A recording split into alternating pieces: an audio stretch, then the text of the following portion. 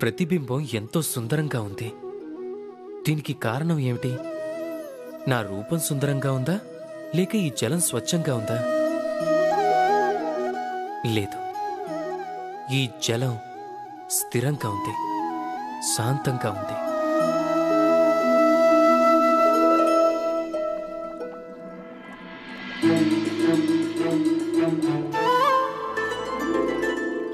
మీకు అంతరం కనపడుతుందా?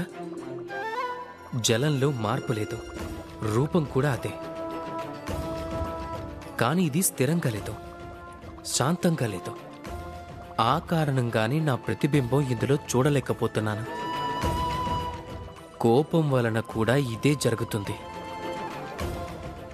ఒకవేళ మీరు స్థిరంగా ఉంటే, శాంతంగా ఉంటే, అప్పుడు మీరు మీ యొక్క ఆత్మని చూస్తూ, వింటూ అర్థం చేసుకోగలుగుతారు. కానీ ఈ కోపం ఈ ఆత్మ పిలుపుని పూర్తిగా కమ్మేస్తుంది. అందుకే మీ కోపాన్ని అదుపులో ఉంచుకోండి.